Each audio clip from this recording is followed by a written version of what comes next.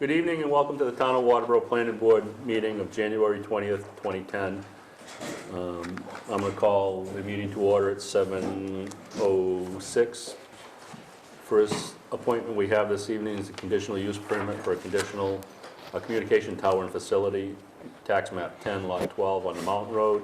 Christopher Ciolfi from Mariner Towers is going to present his...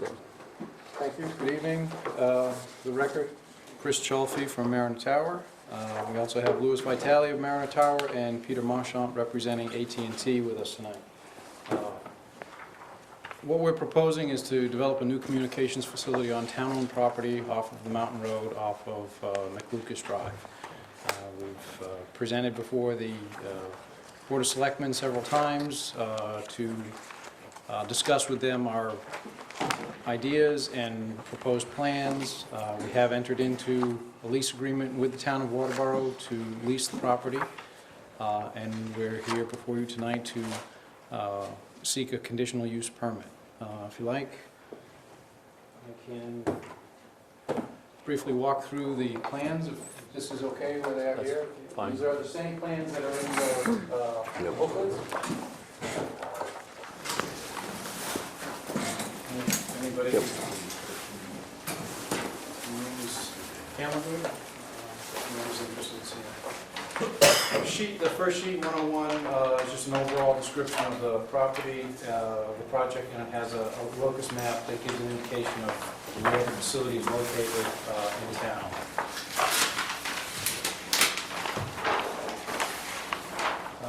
Sheet 101 shows the proposed area and the proposed lot.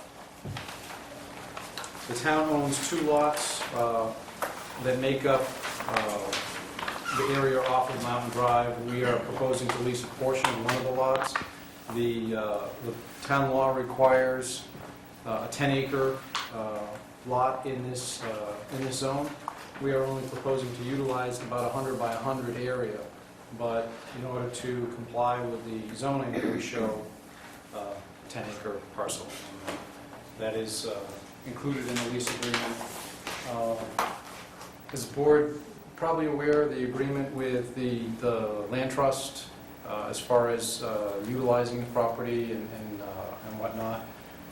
We've had many discussions with the Board of Selectmen and the land trust on what our intentions are, what the land trust intentions are.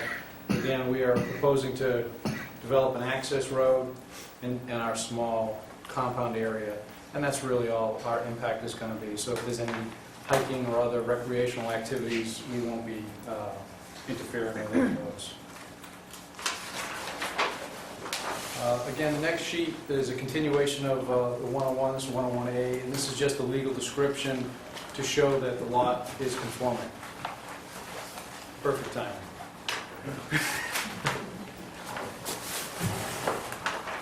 And we can, if you like, Mr. Fogel, a minute to set up.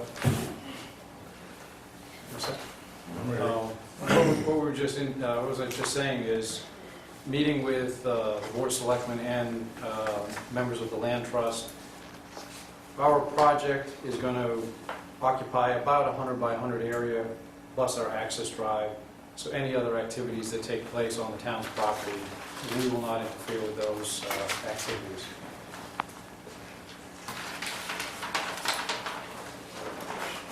Sheet 102 is a detail of the proposed access road, some grading, some spillways, how we're going to control the drainage. It's coming off of Mountain Road. It is passable in good weather, two-wheel drive now, to the point where we are, because the other tower facility is beyond us. So there's relatively minor improvements that will have to be done to this portion of Mountain Road. And then we will be adding a new portion of road that comes off of that.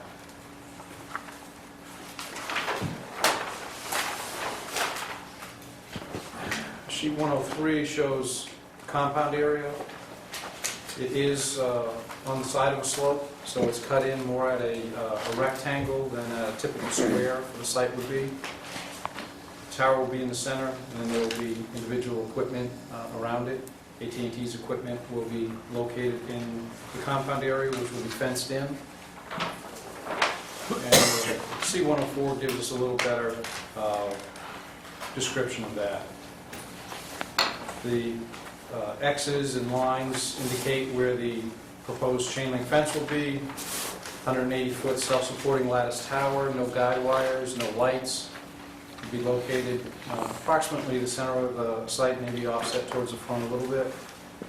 AT&T will install a prefabricated communications equipment shelter, and then other equipment cabinets for future tenants will be located also within the compound around that.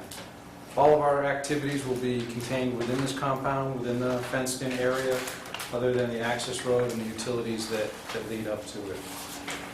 Again, proposing a 180-foot tall, self-supported lattice-style tower, no lights, no guide wires. AT&T's antenna will be mounted at the top. Future antennas can be mounted below that. We just highlighted them there to give you an example of what they could look like. This just gives you a better picture, sheet 105, of the overall project. This is Mountain Road. This is an old logging trail that comes off of Mountain Road. We will not be using that. We'll be coming up, developing our own access road fairly close to the property line so that we don't use up more of the property than we need to. And indicate where we'll have spillways and level lip spreaders to control the drainage. Come up to the top, turn into the site, and all of our activities will be contained there. So that's a general description of the project. Why we need to be here, AT&T has determined they have inadequate coverage in this area. If I can follow this next. Certainly.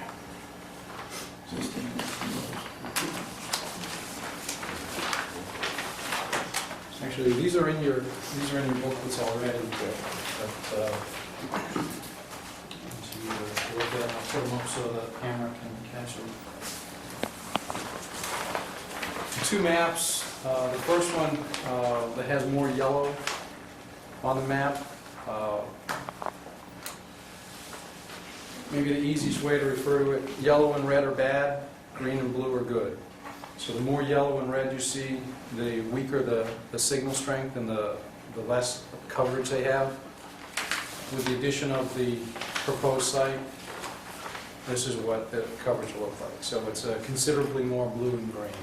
We can get into a lot of detail on power levels and coverage, and we could keep you here all night if you'd like, but that's probably the easiest way to describe it, is that really the green and the blue is what we're trying to achieve, and currently we have yellow and red. So AT&T has determined that the proposed location, the proposed tower height, will give them the improved coverage that they need. We believe we have a compliant application, we meet all the setback requirements. And we look for your approval and be happy to answer any questions you have. Thank you. Anybody in the audience have anything they'd like to ask or add? Or I would like to please come up to the microphone and identify yourself. clarification. It's mentioned McLucas Drive. I didn't know there was a McLucas Drive in Waterboro. McLucas Road. Lucas Road. Correct me, I apologize. Unless they were referring from the section from McLucas Road up on top of the hill where it hits the mountain road. And my understanding is this is coming off from the mountain road and coming along the line on the other next property, which may be 13. And I'm coming in from there. This is coming in from this end of McLucas Road, from right here by Town Hall, Yeah. and then turning onto Mountain Road and going up Mountain Road. When you go leave McLucas Road, you go onto an unnamed road. It's the road that goes towards the tower. We refer to it from the town assessor's maps refer to it as Mountain Road, and we've talked with the building inspector about this. Mountain Road's on top, you don't get to Mountain Road until you get on top of the hill and go around the curve. Okay. So if I, Because the Mountain Road separates 9 and 12 lots. Do we have the tax map? I may have to, not me. That's right, no, I think it's quite right, but.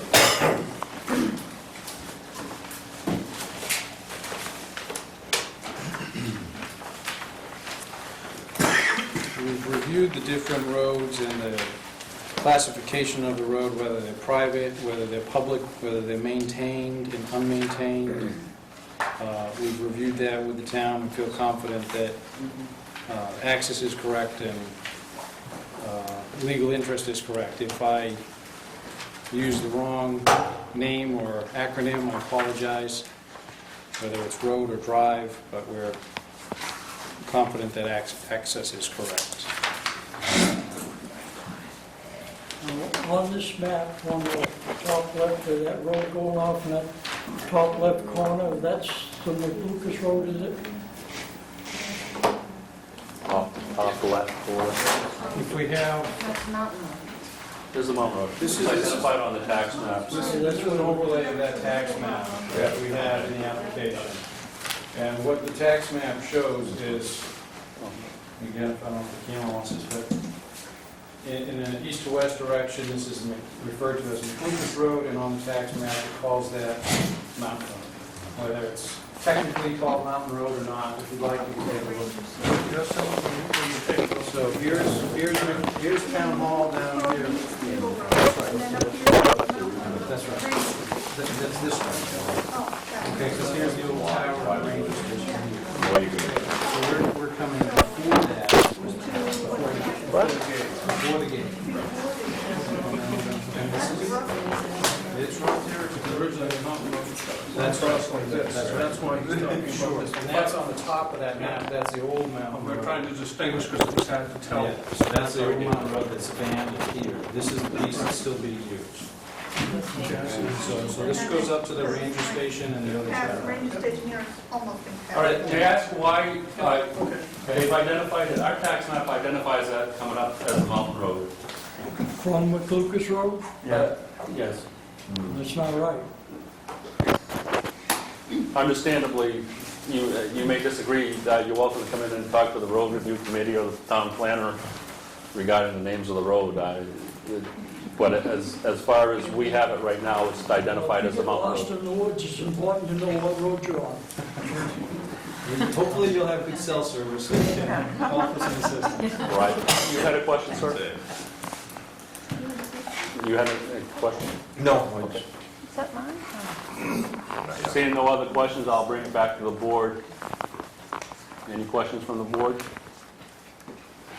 Couple techie ones I'd like to know. Do you still have to do all sorts of intermod studies up there? I mean, you've got more radio equipment on top of Osprey Mountain than you can shake a stick at. You're throwing another tower and another transmitting service. I mean, is this, You know, they're sufficiently distant away from each other so that there wouldn't be any interference. If we were adding equipment right onto one of the other towers that are up there, we might do some intermod studies, but they're, I believe, over 1,000 feet away from each other. yeah, that's quite a bit. So, yeah, there won't be any intermod. And the other one I have, just so my satisfy my curiosity, what's the AT&T GPS device that's located up there? What does that amount to? It's about the size of a coffee cup, like a Why? styrofoam. It's so they can know where the tower is. It's a GPS. I don't know if Peter will want to talk about that a little more detail. I mean, So it's not just a receiver, it's got to be two-way? In essence, it's just to identify the tower's Okay. location. it's a receiver, yeah. The dot ID thing, okay. Any other questions? Yeah, Go ahead, Doug. more comments than questions. All right. When somebody comes for a conditional use permit, regardless of what it is, it's a part of the zoning ordinance. And as I understand it, we have the right to exercise the zoning ordinance any part that we want to. There's already 2 towers up on this particular area, plus a lookout tower. So an additional tower has no real impact on the area. It's not going to hurt the site, you know, it's not going to detract from the beautification of the area. And being that the tower is lower, and that was my first question, do you know how much lower the top of this tower is going to be than the other towers that are up there? I can get that for you, I don't. It's not important, I just was curious. I can get that for you. It is some lower. It is some. It is some At lower lower elevation. It is. Yeah, the Yeah, base, it's the the base lower elevation of the foundation is lower, and so the overall tower height is lower. I guess before I go any further, Tim, as president of the land trust, does anybody have any conflicts with me discussing this? So at the moment, it's still town property, so probably not. Still town property, that's right. Hasn't been transferred to the land trust, but just to put that out in the public so somebody doesn't come back later and say that we did something wrong. If you're standing on Route 5, say by the public beach, looking up at the mountain, are you going to be able to see this tower? Or is it going to be over the horizon enough so that, From the public beach, well, in that area of Route 5, Before we go. looking up to the mountain, you can't see, I think you'd have that'll to be go- down, won't it? It Yeah. won't be visible from, no, you'd have to go up and, maybe up and Toilet Paper Ridge, whatever you call the ridge right there, you'd I get don't if you went even up top. think you'd know it was there. Along the Roberts Ridge, you could probably see it. Yeah, Roberts you can Ridge, see you it go up on the Yeah. ridge looking across, but from down below, you've got such an angle Yeah. looking up.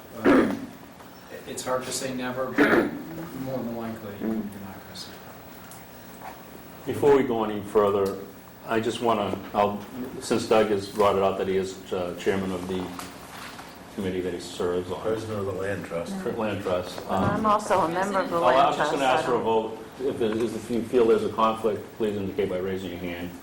If you feel there's none, please indicate by raising your hand. So which way would Oh, nobody raised their hand if they felt there was one. You all were looking at me with glassy eyes, so I figured I'd go the other way. Okay, if you feel there's a conflict, please raise your hand. There's no conflict. We will proceed. Good, Thank you, Doug. you know, it's all, again, it's just a matter of question, but would you look on section 5 of your paperwork, please?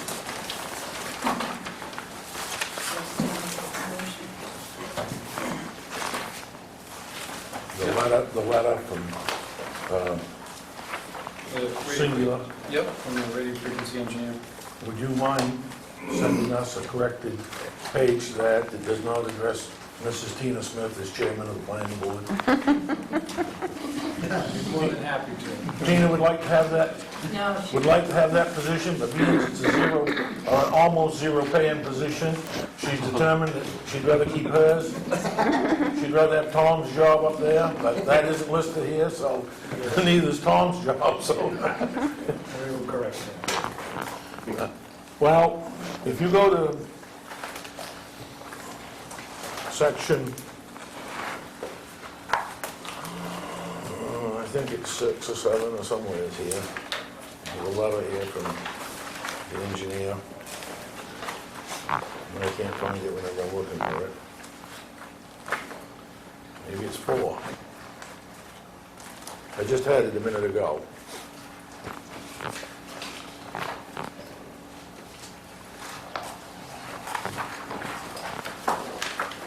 Now, let me start at the beginning. Natural resources, or? Yeah, which one is that?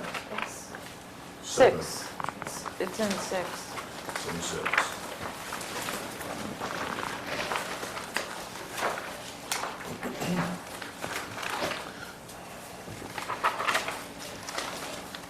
The only concern that I can see that there is if we agree that with the towers that's already up there, that another tower, and at least we're putting a tower up there, it's not gonna look like some fake Christmas tree.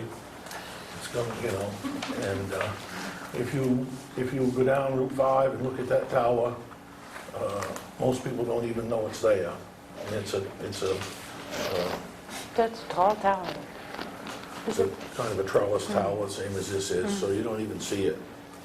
So my concerns come with environmental impact, okay?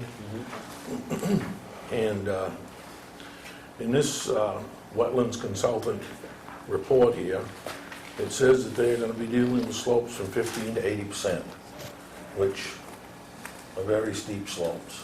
So environmental impact is the whole thing. And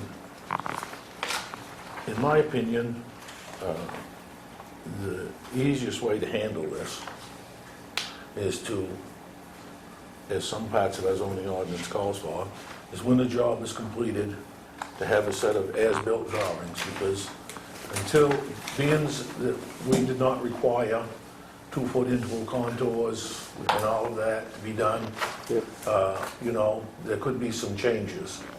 And to protect the town of Waterboro, in the event that there is some type of an erosion or a washout or a blowout, we should have a set of as-built plans.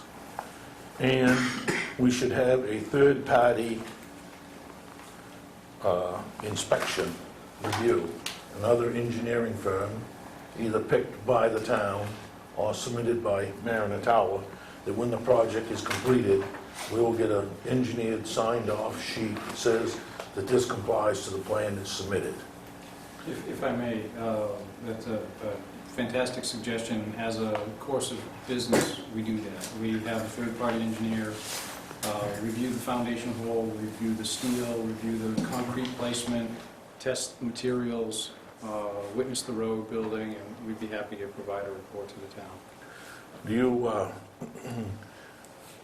you, I'm not a great believer in this peer review of a project before it gets started. The guy that engineered that signs his name to it, and to have somebody else review it usually costs people money. It's more important that the job get done correctly. And the town does employ an engineering firm, and I guess you can use anyone unless you wish the board to seek. Well, it'll be, on the record, we typically use Summit Environmental. They're a fantastic firm, a Maine firm. They do a great job. Again, they test the materials, they review the project. The plans were prepared by Oast Associates, another good Maine company. They do a lot of municipal work. I don't believe they're involved with this town.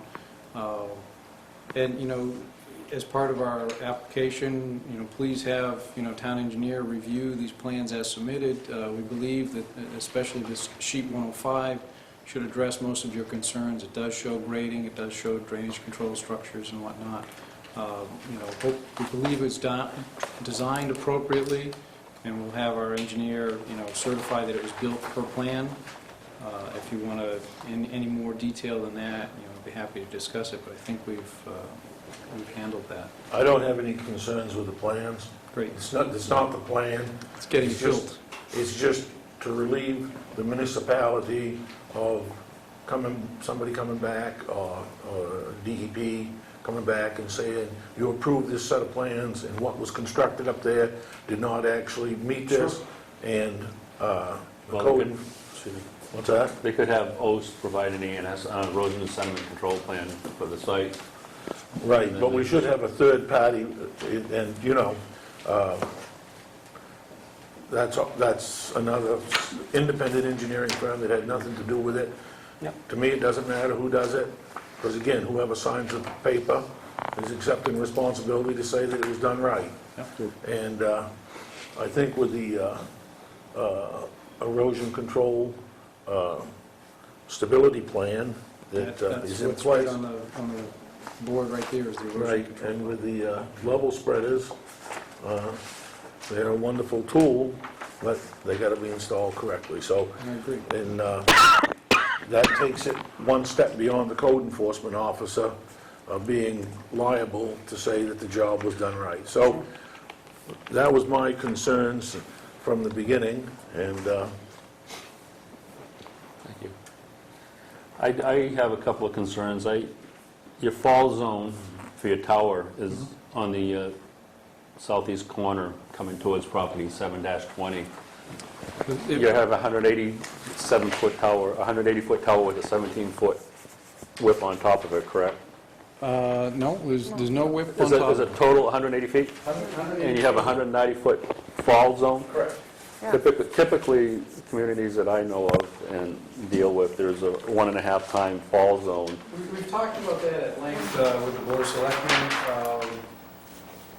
Typically, if a tower, especially a tower of this design, were to fail, given a catastrophic event, it would fall on itself. It would buckle, figuring the base of the tower is its strongest point, so typically the top third or maybe top half of the tower would fall over onto itself, not really getting into a 100% fall zone. Having over 100%, having 190 feet for a 180-foot tower, if it were to fall, it would still, like a tree, and completely go down.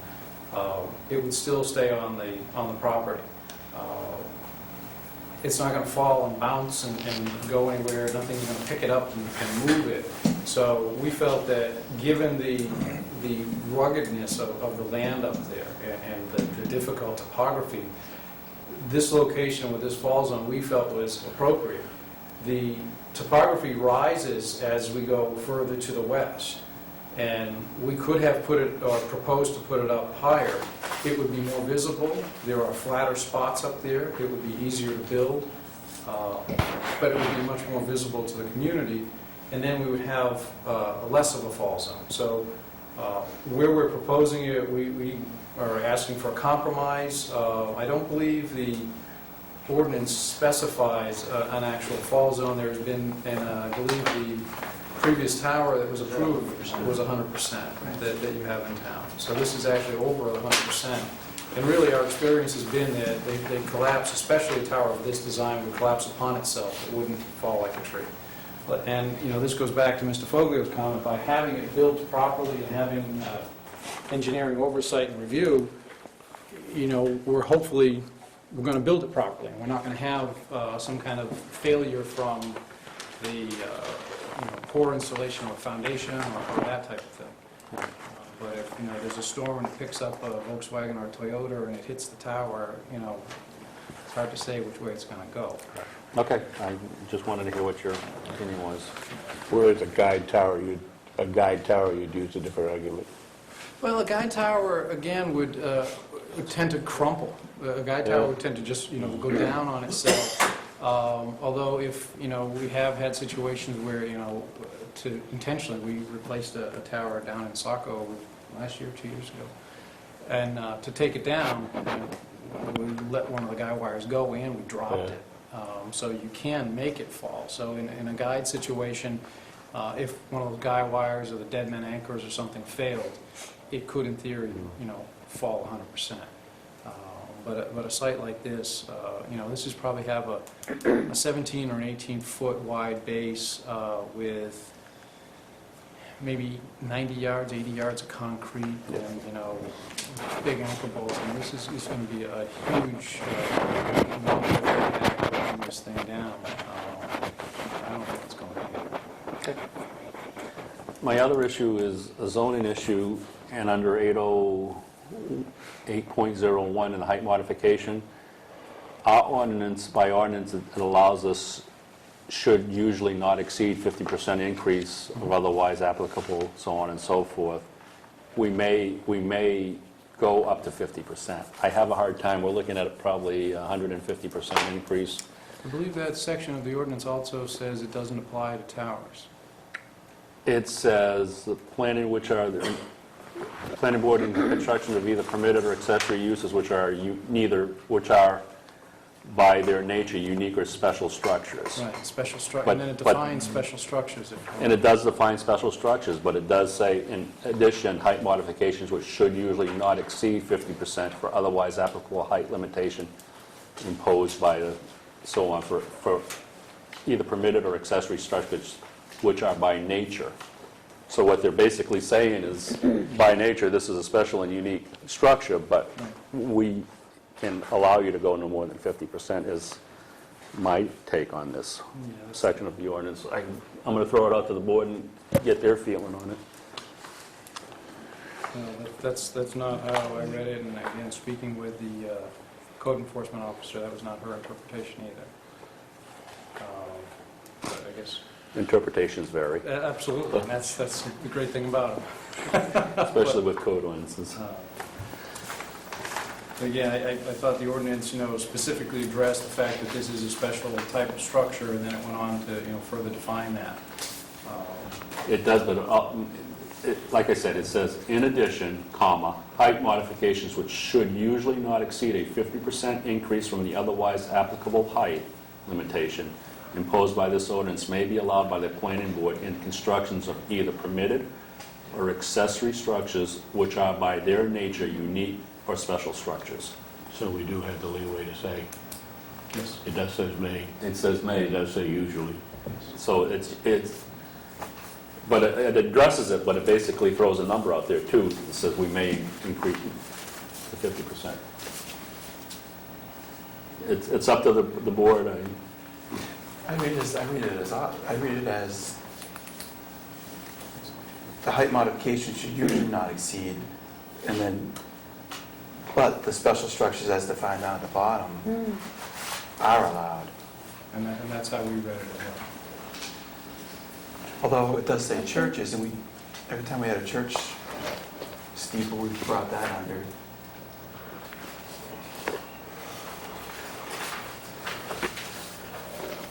Sounds like we have another section Tina, we could is this clarify.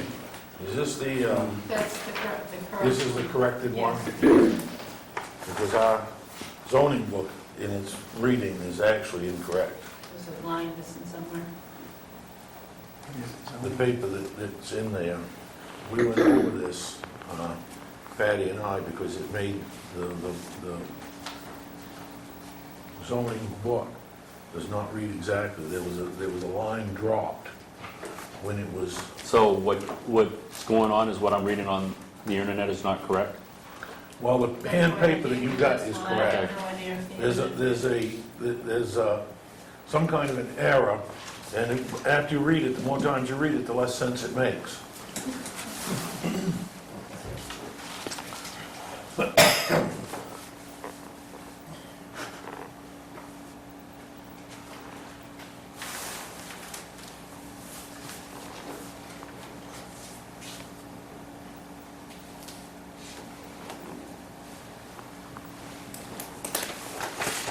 Your call, guys. I'm just going to throw it out there for discussion and let you... I think our interpretation was that the board has the authority to waive that and to grant that, or That's what that we would have says. to come back and go to the zoning board and request a variance. But again, speaking with the code enforcement officer, says, I tend to agree that this gives the planning board the authority, when reviewing the entire application, to have more formal input in deciding whether or not to grant the request. I have no problem not passing it on, but I think we got to clear this up when we go through that paragraph. You need to. I mean, it's just the commas are in the wrong spot. I mean, Yeah. grammatically, it's incorrect and making it read It almost exactly goes back on itself what it halfway says. through. There's nothing to be served by. Anytime you have a sentence Well- that's 6 lines long, there's something wrong with it. That, and I don't have an issue with your project.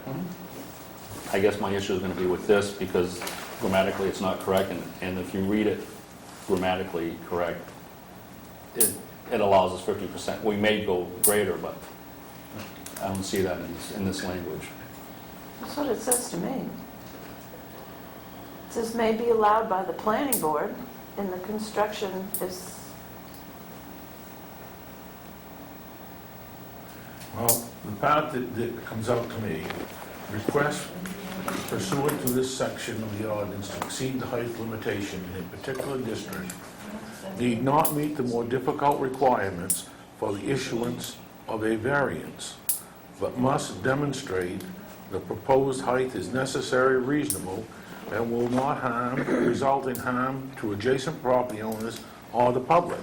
Well, Okay, that adjacent matches. property owners have towers that are way higher than this.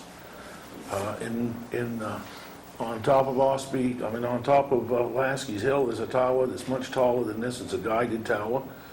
We go to North That's a guide Waterboro. The planning board approved a tower up there that's, I believe, at least as tall as this. Yep. And you know, this is probably one of the reasons why, you know, we keep saying and are working slowly toward clarifying this ordinance, because since this was written some time ago, the world has changed. They didn't have cell phones, I don't think, when that was written. No, I don't think, the only one that had one was Dick Tracy. And his was a handheld, a wristwatch, and a guy on TV that talked to his shoe. Max So- Smart. Smart. Yeah. All right, that's So fine. this is, you know, I think that it's open to interpretation, but I It is, think and I'm what just we've on my- done in the And past yeah. speaks Okay. That's what I was going to volumes say. about how it's been interpreted to this point. Pass. That's fine. As long as we discuss it Someone and we come up questions with a if they looked consensus, at I'm past happy with that. interpretations. And All right, are there any further questions or issues regarding this application? What's your construction schedule? Not next week. It's gonna be warm on Monday. Yeah, it's going to be warm. In the springtime, as soon as it dries out, you know, typically what we do is, you know, we'll rough the road in to get a rig up there to do a geotech, but I have a sneaky suspicion we know what we're going to find up there. It's going to be a lot of rock, so, yeah, springtime, we'll get this. We've already met with power company and local utilities, and talked about extending the pole line down McLucas and then up Mountain Road, so springtime, Yeah, it's fucking, probably as soon as if there's road postings here. right, as soon as they're As listed. soon as that's Let's lift it gone, up. and the road in the mountain is, you know, it's not muddy or anything, it's nice and. Maybe wide. August or September, I don't know. Are there any snowmobile trails or ATV trails going through that? I don't know, Doug may know. I mean, again, we're trying to hug that property line so that we don't interfere or impact any of the other activities that may go on there. You know, we don't encourage people to use our roads and whatnot.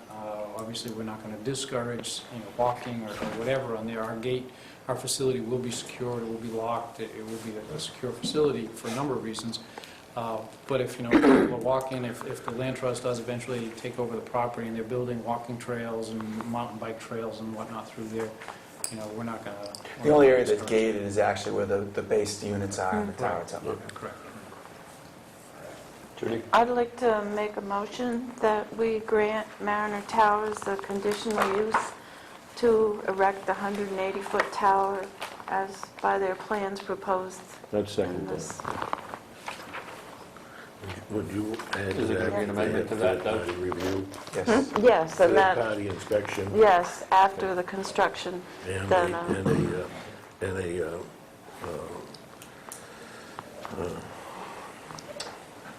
as-built construction Yeah. plan. May I re-quote it? Judy, you're granting, you're making a motion to accept the plans as submitted with a 180-foot tower with a request for as-built plans? yes, And third-party review of the construction site and reports from their third-party review. yep, Is that what you're saying? after the Frank? construction. Right, after, and as built after Yeah. construction. And Frank, a second, you had a question? No, it was just a point of clarification. In your vote, because it's conditional use, list them as, so that Tina can take them down, so there's no misunderstandings. Here's condition 1, 2, and 3, which you're basically doing right now. Okay. That's all I was going to say. You got that, Tina? After construction, as-built plans, and then third-party review with, after construction, they provide a They copy of provide their study. third-party review documentation of the Okay. construction to verify that it's been constructed as designed and meet all the codes. Okay. The other- The height of the tower should be in there, no? Oh, I was just doing the condition, Oh, okay. 180 feet is All the plans proposed that plan. Yeah. use it as. The other thing that I'd like to ask, I don't know, I've not read the lease completely, but does the lease, as we discussed previously, allow the town or agent of the town to use the power at only the cost of the power without having to pay a fee to use it? For what purpose? Oh, for the power line itself, not the facility? I don't know which, I'm sorry, it's closed to the public at this point. which power, in the site or the? No, we discussed before that you said that if the town did something up there, To that tie into the line. we could take power off the line at no cost. We'd have to pay for the line. We would be, Mariner would be willing, and again, this is really a question for the utility company, we would waive power reimbursement fee, if that's what you mean. We would pay to install the line, typically within a 5-year or a certain amount of time. The power company, anybody that ties into that line would have to pay a fee, which they reimburse to us. So we would go on record, we would waive that fee if the town were to tie into it. For the town or the land trust. For the town, for the town or the land I trust. mean, if the land comes to the land trust in sometime in the future, that would, for everybody to understand that whoever tied onto that is out of the municipality would pay for the power, just not the line hookup fee. Line extension. The extent, they call it a line extension fee, okay? But if a private party or somebody were to tie into that. Right, they're gonna have to, for the first 5 years, they're gonna have to pay a fee to put on that. Is that, Before I call for a vote, there was a lady that had her hand up. I'm going to allow her to speak just yeah, so we can get everybody's input. Go ahead. Thank you. I just wanted some clarification on the pole line. Where would the pole line run from? From the existing poles on McLucas Road, On the other side? it would follow down McLucas Road, and then it would go up the mountain road, and then up our proposed access drive. So the electricity would be going all the way up the mountain road? Well, up the mountain road to where we turn off. It would Right. go, stop before the gate. Yep. And can I have one more question? You said you're, on the 12, you're going to be going up there for maintenance for 3 to 6 times a month. Are you planning on plowing up to that point? We're not planning on plowing. Are you going up there with ATVs for the maintenance? Yeah, we're snow machine or whatever. Okay. All right, I will call for a vote on the motion that was made by Judy and seconded by Frank. All in favor, please indicate by raising your hand. Opposed? With Doug's With, other, with the amendments?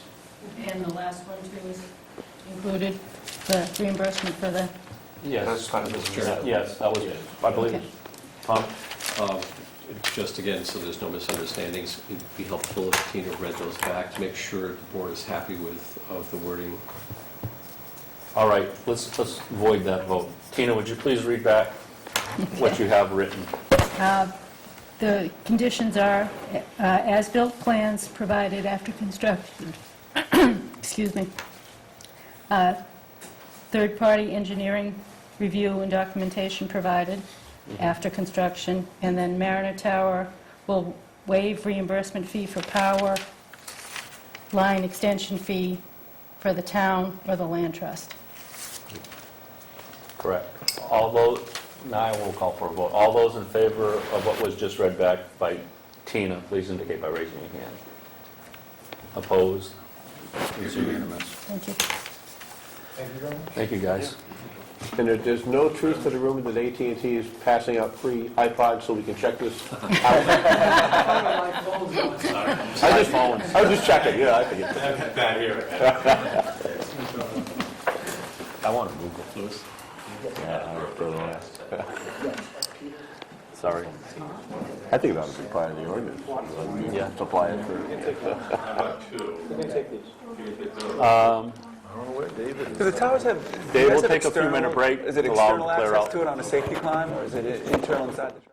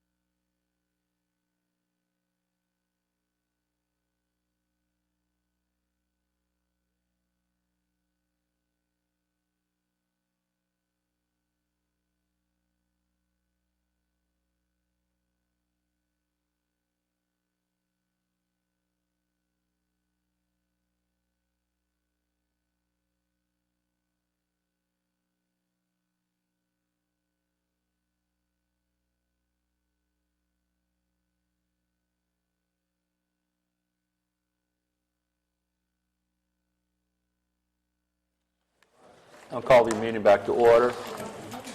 Next on our agenda this evening is approval of minutes from the previous meeting. You have minutes in your packet for the November 18th, 2009 meeting. Does anybody have any additions, deletions, corrections for these minutes? If not, I'll accept the... Tom, you know, there's openings on the road review committee. Sure, somebody ought to talk to that guy.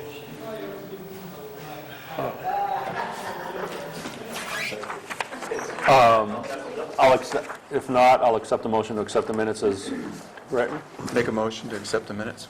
Second on that? Frank? All in favor? Opposed? Thank you.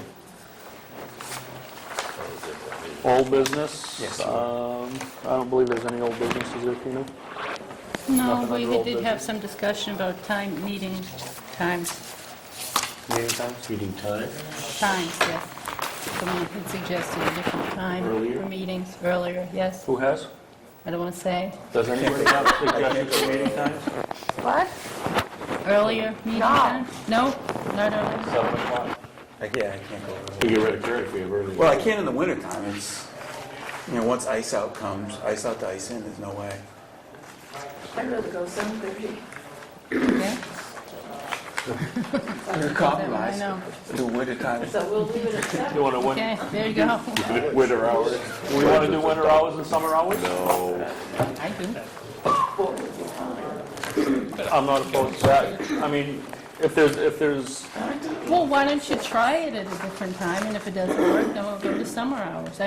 yeah, we can try winter hours since some of our board members in the summertime can't be here. If you'd like to try it at 6:30 during the winter, No, no? Sorry, months. I can't, I can. 7's early? Guys? What's that? I'm okay. No, I said I'd rather have it at 4 o'clock in the afternoon. now you fessed up, okay. See, That's it's what my I said, days I'm off, already so I don't here. I mind don't care 4 when you- o'clock. I could do No, it. it just, 4 o'clock in the afternoon wouldn't be at all bad. And, You know, but, the community I was previously in for minor planning board reviews, there was an in-house review committee. It was made up of department heads who we actually did do reviews. It was a minor planning board thing, was similar as a planning board. We actually did do reviews for like daycares or businesses that wanted to come in and do like a real quick, wasn't a lot of detail to it. We ought to be looking at maybe thinking about something like that. It was a pain in the backside for those of us who were directors of groups in that city, but it worked out great for the citizens because they could come in. We used to have it like at 2 o'clock in the afternoon so they could come in and get all their work done during business hours and be out of there. well,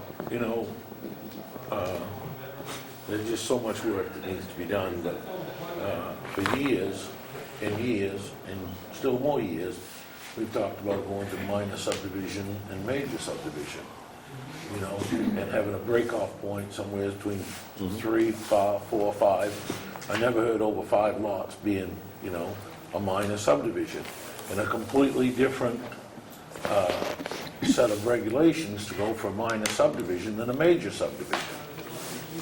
And, it has some real good points, and I mean, it's the same with the site plan review. But, I mean, here we get we have a 2,000 square foot building with 3 parking spaces, and they gotta go through site plan review. And here we have a commercial development with a 15 to 80% slope.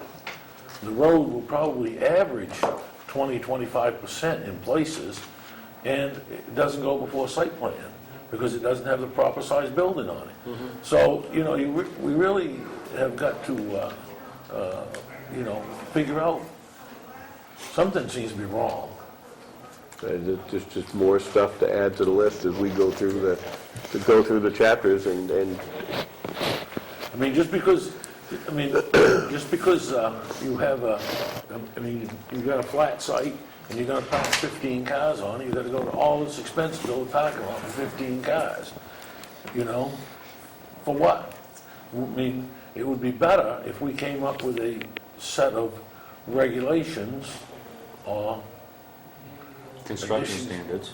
standards. construction standards that said, okay, you know, you meet these standards to dispose of water, and in that, you put some kind of a Elgin drain or a geofilter that's going to pick up anything that drips off a car, and, you know, this will be reviewed once every 5 years or something like that. And, you know, take away about half of these conditional uses and make them uses with conditions. So it's a permit by rule, so to speak. It comes in, and then you have like 2 or 3 members of your planning board who sits down with a code enforcement officer and goes over these things, and that's it, you know? So you end up doing it basically accepted best practice for that Yeah, period of PMTs time. for that.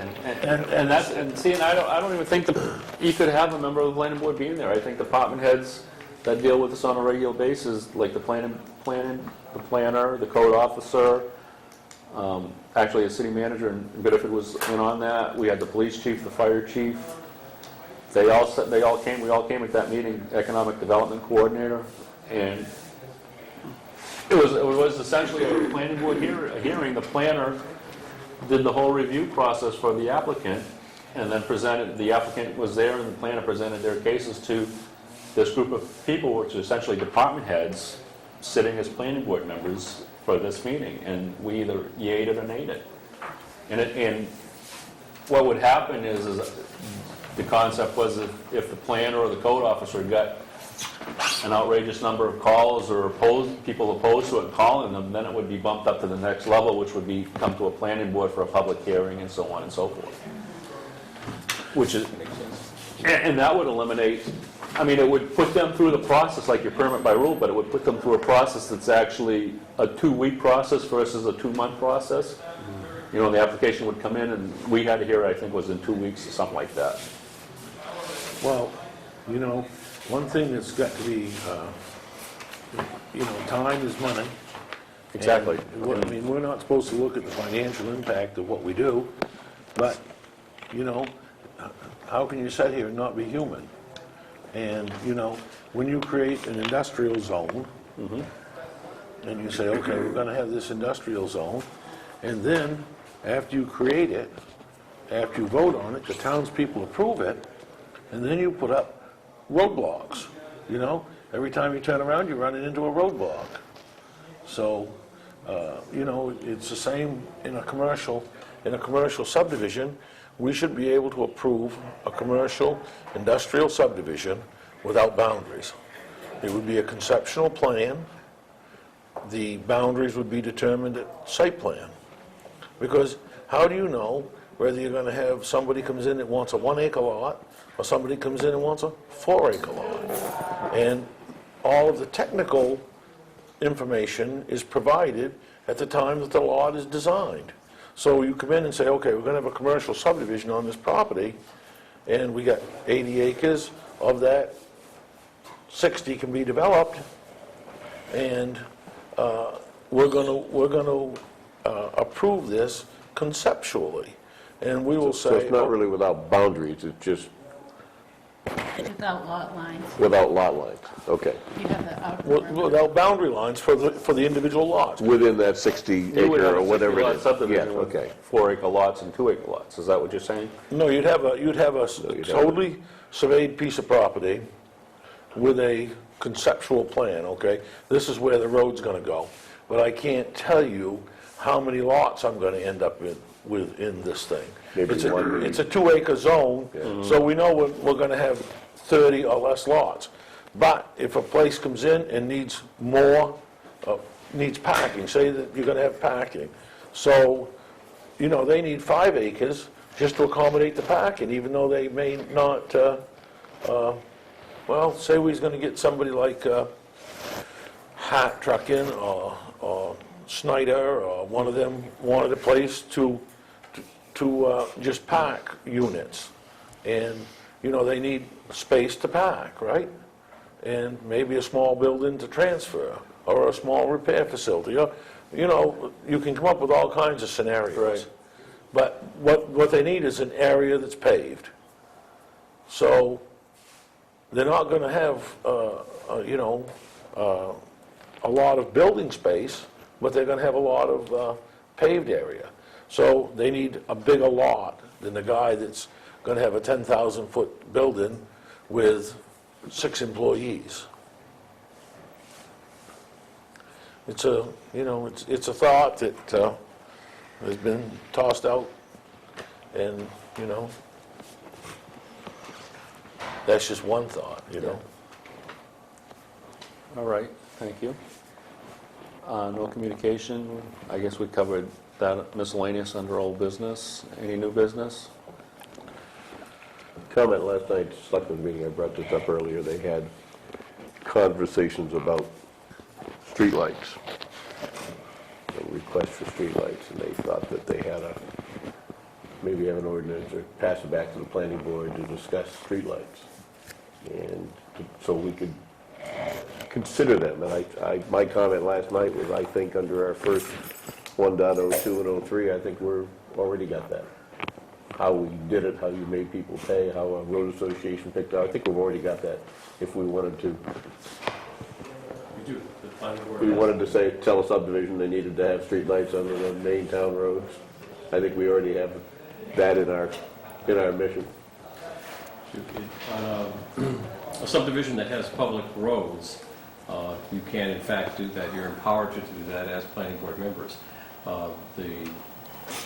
The planning board beware is on private homeowner associations. Homeowner associations don't always remain, or sometimes they default.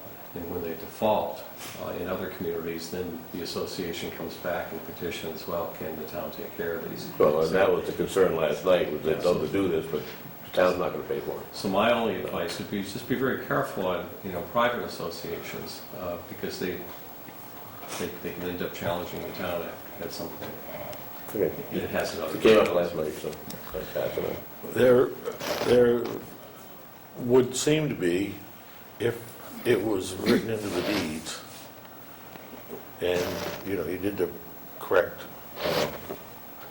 filing, that you could require that if, in fact, the association went defunct, then it became an addition to the property tax if the town had to take it over. You can hang out with attorneys too much. Yes, that's certainly a solution. That's a solution. Because the town, But I don't believe, that you're only allowed certain items that you can attach to taxes, the property taxes. Like if you have a septic system failure, that money can be attached to a property tax. There's only, even if it was in the deed, there are only a few items that can actually be attached to a property tax issue, because we ran into that issue for something else in another community. then in lieu of that, we set up a homeowners association endowment that when a lot is sold, instead of it going into a public fund, it goes into a private fund, and every time a lot is sold, Okay. money goes into a fund, and that becomes what pays for this. Everybody wants us to have fees for, what do they call it? What's the name I want to use? Impact fees. Well, this would be a homeowners association impact fee. It's funny because if you look at communities throughout the state, the larger communities are starting to shut off their streetlights because of the costs. That's right. Yep. And they can shut down their plowing too. Really? Yeah, break up the tar and turn them into dirt roads. So Yeah. now's not a good time to be talking about streetlight. We have a streetlight ordinance, Right, I know. okay? Which needs to be rewritten, and that's what they were getting at last night. So it quickly became obvious that the main concern was you can do anything you want, but we're not paying for it. So we need to rewrite the thing. But they wanted to toss it back at us to write some sort of something in the planning board, and I said it's already in there, it's covered under, we've got that covered under the first 2 paragraphs. Yes, it Is there is. anything on the agenda for next time? Meadowbrook.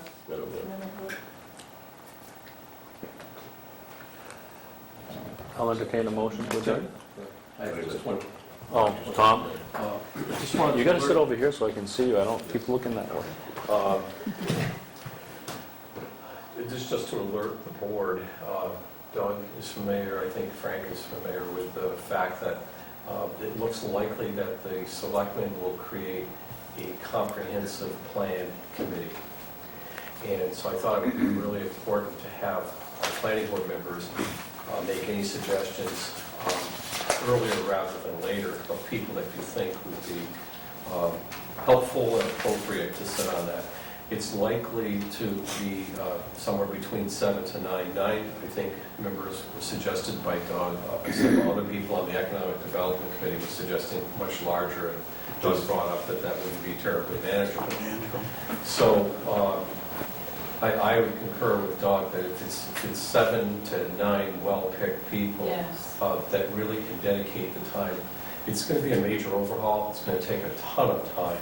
And I can, if any of the board members want to see the new rulemaking by the state committee, the comprehensive plan, if you wish it to be approved by the state, has to be in fulfillment of a huge document. And my estimate is going to take 18 to 24 months to complete. It's an overwhelming task to do from scratch. So if you could be thinking about any people that you particularly think can dedicate the time and energy. And what's the driving force? The driving force behind that? Yeah. Two of them, as I'm sensing there's two of them. Some of the selectmen believe that we don't have the same opportunities with community development block grants if we don't have an updated comprehensive plan. Some other people in the community believe that the time has come because there's been some remarkable changes that have happened in the community and more to come, but now is the time to do the futuristic planning in a new comprehensive plan and update the one that exists. What time restraints does the state have on it now? In terms of completing it, Yes. good question, Doug. You know, took the town of, I think, Kennebunkport 19 years to get theirs through the state. Ours is never been finished. Ours has not been approved. It's not a state-approved comprehensive plan. So what that means, Doug, in terms of Doug's question, is that we basically have to start from the beginning because the rulemaking has already changed. It's in effect, and all towns in the state have to comply with the new rulemaking. But in the past, comprehensive plan committees had a definite time period that they could, after a certain time, they no longer existed. They had 9 months or 12 months from the time that they were appointed to produce to the voters a completed plan. What is the time restraints? Have they changed those restraints so that you can go to 18 or 24 months? What good does it do if your committee gets halfway through it and then their appointment runs out? You know, that's a serious issue. It's a point well taken. I think the Board of Selectmen, whoever they appointed as members of this comprehensive plan review update committee, it's going to have to be a 2-year commitment. If it gets done earlier, great. I doubt that it can be done in a year. The final reason for doing this would be to make it easier for us to qualify for community block grants. That's one of the reasons. The other is that it's time. It's time to update. But a good reason is, That's one of the drivers. Okay. That's one of the drivers. yeah, when you sit and have coffee in the morning, they don't want to hear it's time. They want to hear what the heck we spending here doing this, so it makes it easy to get community block grants. And then also, at the same time, it becomes a good vehicle to start taking a harder look at, does the town want one or more business parks? Does it want an industrial park? What does it want to do with Route 202? Like Doug pointed out, I think half a year ago, there's going to come a time where parts of 202 are going to be turned back to the town. So what's our strategy on 202? We have a strategy for Route 5. I'm not sure we have a full strategy for 202. And the comprehensive plan doesn't fully address that. So, If you listen to the state, there's gonna be a time they're gonna wanna turn townhouse, Friendship, Weber, one of those guys, Friendship Park. well, Doug's right on, they're gonna be turned back, it's just a matter of. They were already once. We already took those roads back. Really? And then the number right now, I believe, is 7,500. When we come through with this next, they may have changed it since then, but we reached the goal, and then they changed the goal because that was 1998. Yeah, but they also had like 5 or 6 towns that told them what they could do with their gold, and when they tried to turn them back, too. Well, they did turn them back. The town of Waterboro took care of Route 202, winter maintenance, and Route 5 for 2 years. Actually, for 1 year. Then the state increased the number before they could go back to creating the urban compact zone line. And that's what it all has to do with, is urban compact zone line. And that's another reason why subdivisions should have internal roads, because in their determining the urban compact line, they use a number of houses per mile. And if it averages out to be a house every 200 feet, then that goes into a zone. If it's a house every 150 feet, that goes into a zone. But when you take houses and build an internal street, and you have 2,000 feet with one entrance and one exit, of which DOT has done on Route 202. It's very, very difficult now to get an entrance permit on 202. You have to have a minimum of 800 feet between your entrances, and you have to have a sight distance of either 800 or 1,200 feet from each entrance. And unless you have a piece of land that isn't big enough to have 2 entrances, or doesn't qualify either on sight distance or the 800 feet of frontage, then you have to get a waiver from the state, you have to have it engineered, and then you have to file it as a use with and be recorded. So is that why we're seeing all these driveways being popped in? Because the regulations have changed? Because the regulations did change, and before the regulations changed again, now Route 5 does not have regulations on it. You can get a driveway entrance permit on Route 5 anyways. But 202 has a completely different classification. And it is considered to be an artery. And we have to look at our roads in town as arteries. Right. You know, whatever you got driving that artery, the heart, and you have your blood flow, and when you choke off that blood flow, once we've choked it off, you know, we're not gonna put a pacemaker in to improve these roads. The town's gonna get them back, and the cost of upgrading them is gonna be the town's. They've done it to us, and if you read this ordinance right here, a lot of what takes place on Federal Street, Chadman's Ridge, typically has to be based on them as state aid roads, because when this ordinance was written, they were state aid roads. Now they're no longer state aid roads. So the classification of the road changed, but nothing on it changed. And it changed the interpretation of the ordinance without changing the ordinance, which MDOT did that. And the poorer the state gets, the more they're gonna give back to us. You know, this is a no-win situation.